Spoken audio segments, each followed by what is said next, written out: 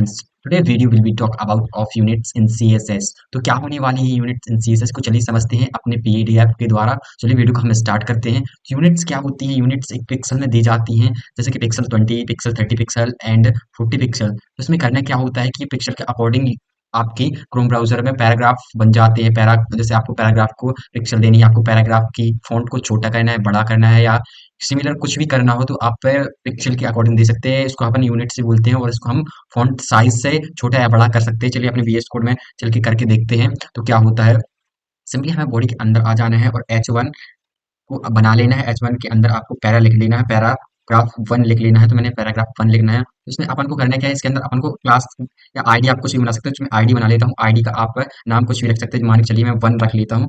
तो मैंने 1 नाम की एक पैराग्राफ आईडी बना ली है और उसके बाद आपको करना क्या है, इसके बाद आपको एक और ऐसे पैराग्राफ 2 बना लेना, पैराग्राफ 3 बना लेना। तो सिंपली मैं इसको करता क्या हूँ, इसको कॉपी करके पेस्ट कर देता हूँ 3 बार। तो सिंपली मैंने इसको 3 बार पेस्ट कर दिया है और मैं पैराग्राफ के नाम भी चेंज कर लेता हूँ। तो चलिए मैंने पैराग्राफ फर्स्ट का नाम कर दिया, सेकंड का भी नाम चेंज कर दिया। आईडी को भी हमें सिंपली इजीली चेंज कर देनी है। तो मैं आईडी को भी चेंज कर देता हूँ, इसका नाम कर देता हूँ 2 और इसका नाम कर देता हूँ 3। तो मैंने तीनों की आईडी अलग अलग दे दी और पैराग्राफ 1 2 एंड 3 की वैल्यू भी हमने असाइन करवा दी। इसके बाद अपन को करना क्या है, इसके बाद हमें हमें अपने CSS के अंदर चले जाना है और हमें अपने H1 को पिक्सल दे देनी है या यूनिट्स जो हम सीखने वाले हैं हम वो करेंगे। तो चलिए सबसे पहले हम H1 को टारगेट करते हैं, सिंपली कर्ली ब्रेसेस आउट कर देते हैं। तो जैसे कि हमें H1 को देंगे तो पूरे के पूरे हमारे जो एलिमेंट H1 के अंदर है, पैरा 1 पैरा 2 और पैरा 3, तो वो तीनों एक साथ बड़े हो जाएंगे। चलिए उनके फॉन्ट साइज को बढ़ा के देखते हैं। फॉन्ट साइज 20 पिक्सल देते हैं, मान के चलिए 20 पिक्सल दी और अपने क्रोम ब्राउजर पर जाकर देख लेना है क्या इसका आउटपुट तीनों पैराग्राफ क्या सेम हो गए हैं। तो चलिए अपने क्रोम ब्राउजर जाके देख लेते हैं। तो हमारे पैराग्राफ 20 पिक्सल के अकॉर्डिंग अपनी स्ट्रक्चर में आ चुके हैं। तो हमें इनको अगर अलग अलग वैल्यू देनी है और यूनिट्स में हमें देना है तो इनकी अपने को आईडी का यूज करना पड़ेगा। सिंपली हमें अपने चले जाना है VS कोड के अंदर। CSS में आने के बाद आपको करना क्या है, जहाँ H1 लिखा है वहाँ आपको आईडी देने के बाद 1 लिख देना है। तो ओनली जो आपका 1 का पैराग्राफ है बस वही बड़ा होगा। सिंपली हमें चले जाना है अपनी टैब में और देखिए कि ये टैब ये छोटा हो गया है। अपना पिक्सल मैंने 20 पिक्सल दी तो ये थोड़ी बड़ी पिक्सल्स में है। तो मेरा फर्स्ट का जो 20 पिक्सल के अकॉर्डिंग चेंज हो गया है। तो जैसे कि मान के चलिए मैं फिर से VS कोड में इसकी वैल्यू को चेंज कर देता हूँ। तो वैल्यू को चेंज करने के बाद में 100 पिक्सल कर देता हूँ तो उसकी हाइट फ़ॉन्ट की बढ़ जाने वाली है। तो ये देखिए पैराग्राफ 1 की हाइट बढ़ जाने वाली है। इसीलिए हुआ क्योंकि हमने तीनों को अलग आईडी दी है और हमने टारगेट अपनी वैल्यू ऑफ फर्स्ट को दी है जो कि हमारी आईडी फर्स्ट है। सिंपली हम इसको जान चुके हैं। तो इसके बाद हमें मान के चलिए हमें इसको तीनों को बड़ा करना है तो इसको हम H1 ओनली दे देंगे तो ये तीनों बड़े हो जाएंगे। तो सिंपली हमने एक सिलेक्टर को सिलेक्ट किया H1 और उसमें वैल्यू और प्रॉपर्टी असाइन करके हमने देख लिया था। तो हम चलिए अपने क्रोम ब्राउजर पर जाके देख लेते हैं कि पूरे के पूरे तीनों के तीनों पैराग्राफ अलग अलग एक्सेल में हुए कि नहीं, यूनिट्स में हुए कि नहीं। सिंपली हमें अपने क्रोम ब्राउजर में जाकर देख लेना है कि ये पैराग्राफ तीनों बड़े हो चुके हैं। तो ये हो गया फर्स्ट यूनिट्स का फर्स्ट सेट। तो अपने नोट्स में जाके समझ लेते हैं कि सेकंड क्या होने वाला है। इसके बाद आती है लाइन हाइट। लाइन हाइट क्या होती है कि आप अपने पैराग्राफ के अंदर जो भी लाइन लिखी होती है उनकी लाइन के बीच में जितना गैप होता है उनको हम लाइन हाइट बोलते हैं। तो सिंपली हम वो करके देख लेते हैं और ये लाइन हाइट का यही मीनिंग होता है। इजीली हम अपने VS कोड के अंदर चले जाते हैं। VS कोड के अंदर हमें आके index.html के अंदर चले जाना है और इन दोनों को रिमूव कर देना है। और रिमूव करने के बाद आपको पैराग्राफ लिख लेना है। तो सिंपली हम लॉरेम लिख लेते हैं। लॉरेम से आपका एक पैराग्राफ बन जाएगा। तो मैंने लॉरेम लिख के एक पैराग्राफ बना लिया है और हमें अपने क्रोम ब्राउज़र पे जाके इसको देख लेना है। हमारे क्रोम ब्राउज़र पे कुछ ऐसे इन फ़ॉन्ट दिख रहे होंगे तो हम इनकी फ़ॉन्ट साइज़ को छोटा करके इसकी लाइन हाइट को भी हम देख लेते हैं। सिंपली अपने चलते हैं VS कोड में। तो VS कोड में आने के बाद आपको सिंपली आपको style.css के अंदर आना है। style.css के अंदर अपन पिक्सल को कम करके 50 पिक्सल देंगे। तो 50 पिक्सल देने के बाद आपको करना क्या है, आपको अपने क्रोम ब्राउज़र पे जाके फिर से देख लेना है। तो ये देखो छोटे-छोटे अपने फ़ॉन्ट हो चुके हैं और सिंपली हम इसमें गैप भी दिख रहा है तो हम इनको लाइन हाइट देंगे। तो अपने VS कोड में CSS के अंदर आने के बाद आपको इनके नीचे करना है लाइन हाइट, आपको लिख देना है।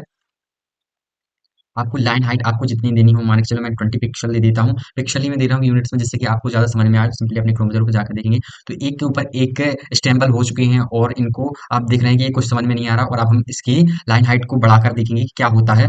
तो इनकी हम लाइन हाइट बढ़ाकर 50 पिक्सल दे देते हैं। ऑल्सो हमने अब इनकी लाइन हाइट को 50 पिक्सल दे दी है और अपने ब्राउज़र में आने के बाद आपको दिख रहे होंगे कि अपनी जगह पर वापस एडजस्ट हो चुके हैं।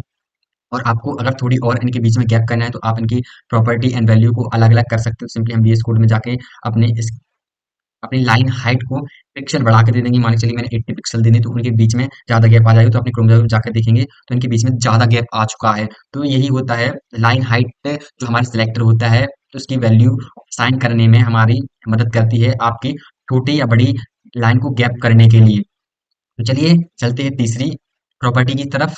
तो थर्ड प्रॉपर्टी है टेक्स्ट ट्रांसफॉर्म। अब टेक्स्ट ट्रांसफॉर्म क्या होती है? टेक्स्ट ट्रांसफॉर्म में एक दो चीजें होती हैं, तीन चीजें होती हैं। तो देखो, टेक्स्ट ट्रांसफॉर्म में अपर केस होता है, लोअर केस होता है, कैपिटलाइज होता है और नॉन होता है।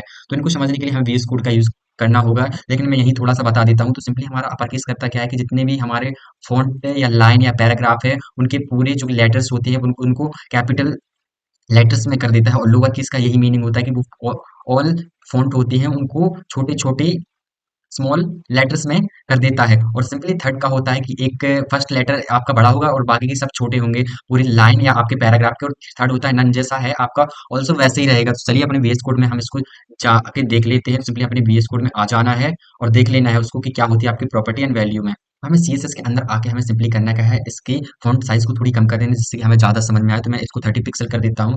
और इसके बाद हमें करना क्या है, इसके टेक्स्ट ट्रांसफॉर्म को अपर केस या लोअर केस करके देखेंगे। हम तीनों वैल्यूज असाइन करके देंगे। सिंपली हमें टेक्स्ट ट्रांसफॉर्म लिख लेना है। तो मैंने टेक्स्ट ट्रांसफॉर्म कर लिया है। अब हमें इसको सबसे पहले अपर केस करके देख लेना है। तो मैंने अपर केस कर दिया है। तो सिंपली अपने VS कोड के अंदर जाके देखेंगे तो ये देखिए पूरे के पूरे जो वर्ड्स हैं हमारे उनके सभी के लेटर्स बड़े हो चुके हैं। तो देख सकते हैं कि अपर केस वैल्यू का यही मीनिंग होता है। तो सिंपली हमें फिर से अपने CSS में जाके अब इसकी वैल्यू को हमें चेंज कर देना है। इसकी वैल्यू को हम कर देते हैं कैपिटलाइज। तो देखते हैं कैपिटलाइज में क्या होता है। सिंपली हम अपने VS कोड में आने के बाद आपको दिख रहा होगा कि कैपिटलाइज का मतलब हो गया कि फर्स्ट जो लेटर है अपने पैराग्राफ का उसमें क्या हो गया, तो जो फर्स्ट लेटर है, फर्स्ट वर्ड है, वो सब कैपिटल्स ऑल्सो हो गए हैं। तो इनको टेक्स्ट ट्रांसफॉर्म की वैल्यू का यही मतलब होता है इनमें। तो थर्ड वैल्यू को भी हम असाइन करके देख लेते हैं। थर्ड वैल्यू क्या होती है अपनी लोअर केस। लोअर केस को भी हम लिख के देख लेते हैं। तो जैसे मैंने लोअर केस लिख दिया तो लोअर केस में जैसा जैसे छोटे छोटे वर्ड हैं वो सभी आ जाएंगे। तो सिंपली हमें जाना है, देखिए छोटे छोटे वर्ड सभी आ गए हैं, सब स्मॉल लेटर में है, चाहे वो आगे का वर्ड हो चाहे पीछे का लेटर हो, तो वो सभी अपने जगह पर एडजस्ट हो गए हैं। तो सिंपली हमें अपने VS कोड में जाना है। अब इसको हम रन करके देख लेते हैं। जैसा हमारा पैराग्राफ में लिखा था वैसे ही हो जाएगा। तो सिंपली हम अपने VS कोड में या ब्राउजर में जाके देख लेते हैं। तो देखिए जैसा हमारा लिखा था तो फर्स्ट लेटर बस कैपिटल, बाकी के स्मॉल्स हैं। तो जैसा है हमारा वैसे ही ये वैल्यू करती है नन। इन सभी के नोट्स आपको डिस्क्रिप्शन में मिल जाएंगे। अगर वीडियो अच्छी लगी हो तो लाइक करें। तो आज के लिए बस इतना ही, मिलते हैं नेक्स्ट वीडियो में। जब तक के लिए टाटा बाय बाय।